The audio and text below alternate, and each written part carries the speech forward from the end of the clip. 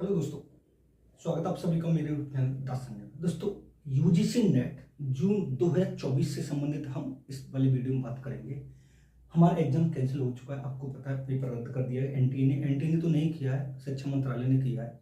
और उसमें ये वाली बात बताई गई थी कि हमें शक्का लग रहा था कि पेपर लीक हुआ, लेकिन मुझे लगता है ऐसा नहीं हुआ था। और फिर उसके बाद न्यूज छपी थी कि 5,000 में पेपर बिका, तो ऐसा कुछ भी नहीं हुआ। वो नीट के स्कीम को छुपाने के लिए हो गया। हमारा जो टारगेट रहेगा वो जून री एग्जाम से संबंधित रहेगा। सब्जेक्ट हमारा क्या रहता है? एजुकेशन रहता है। यानी जून का री एग्जाम आपको पता कब हो सकता है, तो आप अनुमान लगा लीजिए कि जुलाई के लास्ट वीक में हो जाएगा या अगस्त के फर्स्ट वीक में हो जाएगा। ठीक है, अब सबसे पहले हम बात क्या करेंगे, हम ये देखेंगे किस तरीके से पेपर आया था। यानी जून वाला जो 18 जून का पेपर हुआ था उसके री एग्जाम को, यानी जिस जिस टॉपिक से क्वेश्चन पुटअप हुआ उस टॉपिक को हम एक एक वीडियो में कवर करते चलेंगे। आज हम बात करने वाले हैं सिगमंड फ्राइड की। सिगमंड फ्राइड से पिछले पेपर में 2 क्वेश्चन आए और दोनों के दोनों अवस्थाओं से क्वेश्चन पूछे गए। एक तो मिलान करवाने के लिए पूछा गया और एक ये पूछा गया कि अवस्थाओं से कौन सी ऐसी अवस्था जिसमें व्यक्ति अपने स्वयं से प्यार करता है। ठीक है, अगर सबसे पहले हम बात करते कि सिगमंड फ्राइड जो थे, इनका सिद्धांत का क्या नाम था, तो आपको बता देना मनोविश्लेषणात्मक सिद्धांत था।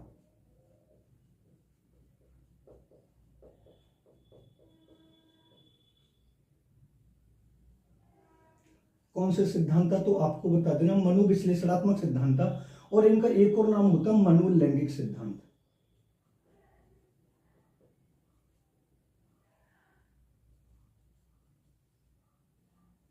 यानी सिगमंड फ्राइड के सिद्धांत को 2 नामों से जाना जाता है, मनोविश्लेषणात्मक सिद्धांत और मनोलैंगिक सिद्धांत के नाम से जाना था। अब उसके बाद अगर आपसे यहां पर यह क्वेश्चन पुटअप करता है कि मान लीजिए अगर हम बात कर लेते हैं कि सिगमंड फ्राइड ने जो लास्ट ईयर क्वेश्चन पूछा गया वो कौन सा पूछा गया, तो सिगमंड फ्राइड की अवस्थाओं से पूछा गया।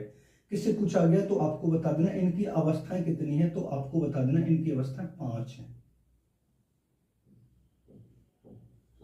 कितनी अवस्थाएं इनकी? 5। देखो, मैं आपको एक एक टॉपिक को बहुत अच्छे तरीके से क्लियर करता चलूंगा। अगर हम इनकी अवस्थाओं की बात करें तो सबसे पहली जो अवस्था थी वो थी कि मुखावस्था।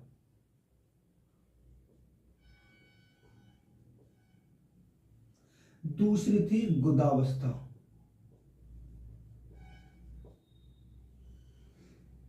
तीसरी है इनकी लिंग प्रधान अवस्था।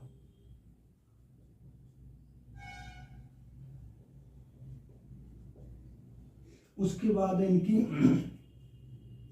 अव्यक्त अवस्था।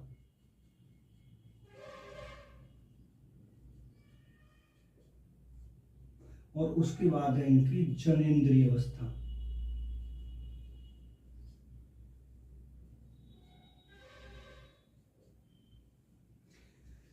अब मैंने आपको इसकी ट्रिक भी बताई थी कि अगर आप इनको याद भी कर लोगे, इनकी ट्रिक से मैंने आपको बहुत अच्छे तरीके से बताया भी, क्योंकि ये ट्रिक से याद होना बहुत जरूरी है। अगर मैं इनकी ट्रिक आपको बताऊं कि इनकी ट्रिक किस तरीके से आपको याद करनी है, तो मैंने आपको बताया था एम जी लार्ज,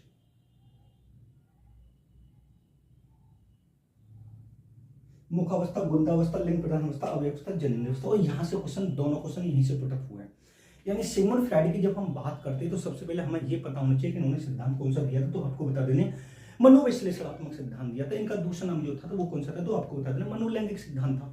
अब उसके बाद वो आपसे ये पूछेगा कि इनकी अवस्थाएं कितनी, तो आपको बता देना 5 अवस्था। 5 अवस्थाओं को क्रम से याद करने के लिए आपको ये ट्रिक याद करनी है, एमजी लार्ज, मुखावस्था, गुदावस्था, लिंग प्रधान अवस्था, अव्यवस्था, जनेंद्रिय अवस्था। ये वाली बात और आपको बहुत अच्छे तरीके से समझ में आनी चाहिए। अब इनके समय की जब हम बात करते हैं कि मान लीजिए इनके समय की बात अगर हम करें तो आपको किस तरीके से याद करना है, इसका जो समय माना गया था, अगर हम इनके समय की बात करते हैं तो जो इनका समय माना गया था वो कितना माना गया, तो 0 से 1 वर्ष माना गया था। कितना माना गया, तो आपको बता 0 से 1 वर्ष। इनका जो समय माना गया 1 से 2 वर्ष माना गया है। इनका समय माना गया 2 से 5 वर्ष माना गया है। इनका समय जो माना गया वो 6 से 12 वर्ष माना गया है। और इनका जो समय माना गया 12 से अधिक माना गया। ये इनके समय की जब हम बात करते हैं। और एक क्वेश्चन जो पहला क्वेश्चन था, अगर सेट बाय की जब हम बात करते हैं, यूजीसी नेट जून 2024 का 18 जून का अगर सेट बाय की जब हम बात करते हैं तो पहला जो क्वेश्चन था वो ये वाला क्वेश्चन था कि निम्नलिखित में से फ्राइड की अवस्थाओं को मिलान करना था। तो उसमें जब आप ये देखोगे डी ऑप्शन में ये लिखा था जनेंद्रिय अवस्था, और उसमें ये वाली बात लिखी थी कि जिसमें एक बालक विश्व के बारे में अपनी भावनाओं को प्रदर्शित करता है। तो 12 से अधिक साल का जो बच्चा हो जाएगा तो विश्व के बारे में अपनी भावना, अपने संवेगों को प्रदर्शित करेगा, वो हमारी कौन सी अवस्था कहलाएगी, तो ये वाली है।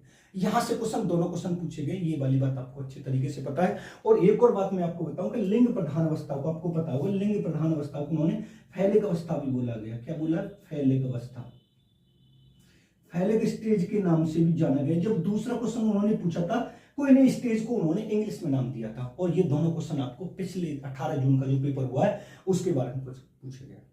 हम जो बात करें री एग्जाम की बात करें, अगर आपको यूजीसी नेट एजुकेशन सब्जेक्ट के, अगर आपको यूजीसी नेट एजुकेशन सब्जेक्ट के नोट्स चाहिए 10 यूनिट्स के 40 चैप्टर, जो हमारे 40 चैप्टर हैं, अगर आप री एग्जाम की तैयारी करना चाहते हैं तो आपको इसके अगर नोट्स चाहिए तो आप इस नंबर पर कांटेक्ट कर सकते हैं 7217377533। आप इस वाले नंबर पर कांटेक्ट कर सकते हैं। आपको बिल्कुल पूरा डिट्टो 10 यूनिट्स के 40 चैप्टर आपको मिल जाएंगे। जो 18 जून का पेपर वो मेरे नोट्स बिल्कुल बिग प्रूफ से 80+ क्वेश्चन फंसे हुए हैं, जो मैं आपको डिट्टो बताता चलो, आप इसको देख सकते हैं। ठीक है, तो आप इस वाले नंबर पर कांटेक्ट कर सकते हैं, आराम से ले सकते हैं। अगर आपको सच में ही नोट चाहिए, अगर नहीं चाहिए तो कोई बात ही नहीं, क्योंकि आपको पढ़ना बहुत जरूरी। और री एग्जाम मैंने आपको बता दिया कब होगा, तो आपको बहुत अच्छे तरीके से पता है, जुलाई के लास्ट वीक में हो जाएगा। अब उसके बाद जब दूसरे क्वेश्चन की जब हम बात करते हैं और क्वेश्चन कौन सा पुटअप हो सकता है, तो एक जो लास्ट का क्वेश्चन पूछा गया तो आपसे ये पूछेगा फ्रायड की मूल प्रवृत्ति कौन कौन सी है। क्या पूछेगा आपसे? तो आपको बता देना फ्रायड की मूल प्रवृत्ति कौन कौन सी है। तो आपको मूल प्रवृत्ति के बारे में जब बात करें तो आपको बता दें 2 इनकी मूल प्रवृत्ति है। एक है जीवन मूल प्रवृत्ति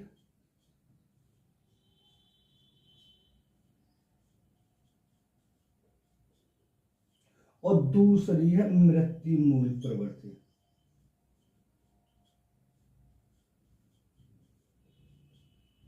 समझना। अब पिछले वाले क्वेश्चन में आपसे ये पूछेगा फ्रायड ने कितनी मूल प्रवृत्तियों को माना गया, तो उसमें संख्या पूछी गई थी, तो आपको बता दें 2 मूल प्रवृत्तियों माना गया। अब जीवन मूल प्रवृत्ति को आपको पता है किस नाम से जानते, तो आपको बता देना एरोस के नाम से जानते। किस नाम से जानते? एरोस के नाम से या जिजीविसा के नाम से जानते।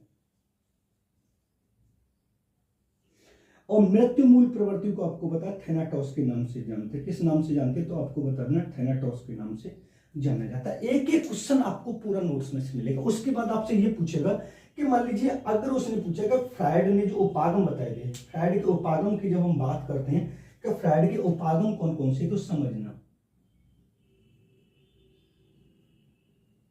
तो उपागम आपको कितने बताने? 3 उपागम बताने। कितने उपागम बताने? 3 उपागम बताने। समझना कौन कौन से 3 उपागम है। यहां से भी क्वेश्चन पुटअप हुआ। तो फ्रायड के उपागम की जब हम बात करते हैं तो पहला जो उपागम आपको बताना है इड, जिसको हम क्या बोलते हैं, तो आपको बता दें इदम।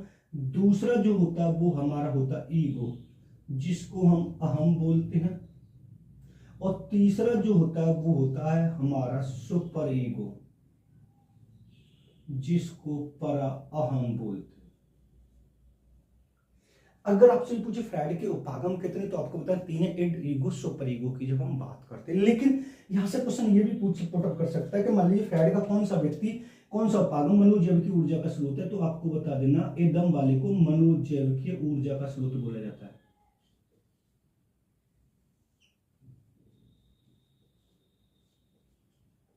मनोजैविकी ऊर्जा का स्रोत बोला जाता है। अहम वाले व्यक्ति को आपको बताइए आत्म, स्व, चेतना, बुद्धिमान था। इसको क्या बोला जाता है? आत्म, स्व और चेतना बुद्धि। और पराअहम वाले को सामाजिक और नैतिक प्राणी माना जाता है।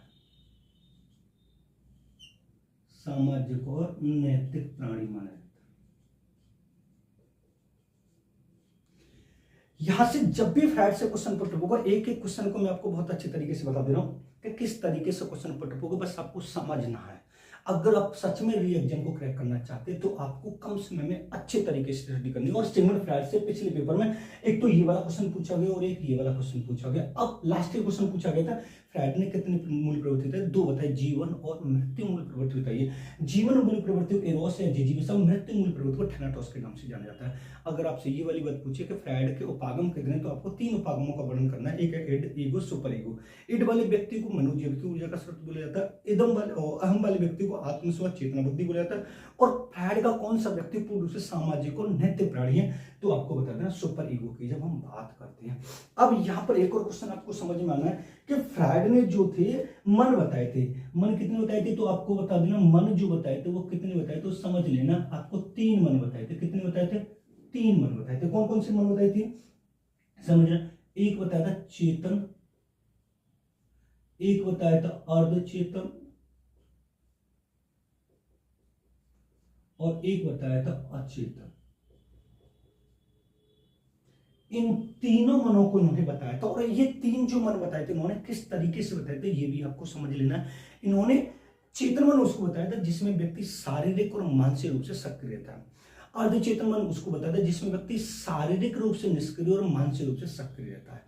अचेतन मन उसको बताया जिसमें व्यक्ति शारीरिक और मानसिक रूप से निष्क्रिय रहता है। और इनका जो आधार माना था, अगर आपसे ये पूछे कि फ्रायड ने इनका आधार क्या माना था, तो आपको बता देना बर्फ का टुकड़ा, यानी बर्फ के टुकड़े को आधार बनाकर इन्होंने व्यक्ति के 3 मनों का वर्णन किया, जो कितने प्रकार के, चेतन मन, अर्धचेतन मन और अचेतन मन की जब बात करते हैं। लेकिन अब उसके बाद एक और क्वेश्चन आपसे पूछ सकता है कि रक्षात्मक युक्तियां किसने बताई थी? रक्षात्मक युक्तियां किसने बताई थी? तो रक्षात्मक युक्ति की जब भी बात करें तो आपको कौन बता देना, तो आपको बता देना सिगमंड फ्रायड की बात करते हैं। किसकी बात करते हैं? तो आपको बता सिगमंड फ्रायड की। रक्षात्मक युक्ति कौन कौन सी है तो आपको समझना कौन कौन सी है। देखो पहली जो मैं आपको बता रहा हूं तर्क संगतीकरण,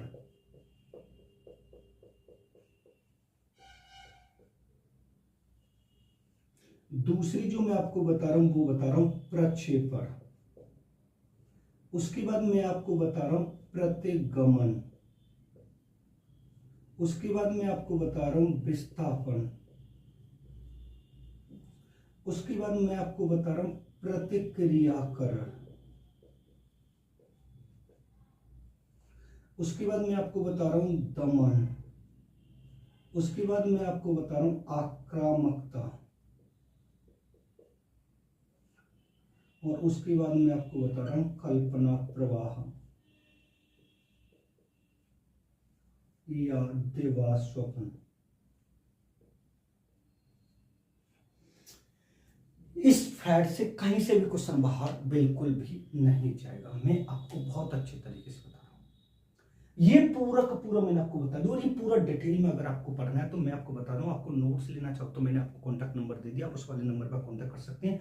और हम जो बात करने जा रहे हैं वो री एग्जाम की बात करने जा रहे हैं। एजुकेशन सब्जेक्ट है, इसकी अवस्थाओं से दोनों क्वेश्चन लास्ट में पूछा गया है। उससे मूल प्रवृत्ति पूछे, उपागम भी पूछ सकता है, मन भी पूछ सकता है, या फिर इसकी रक्षात्मक युक्तियों की भी बात करता है। मिलते हैं नेक्स्ट वीडियो में। धन्यवाद।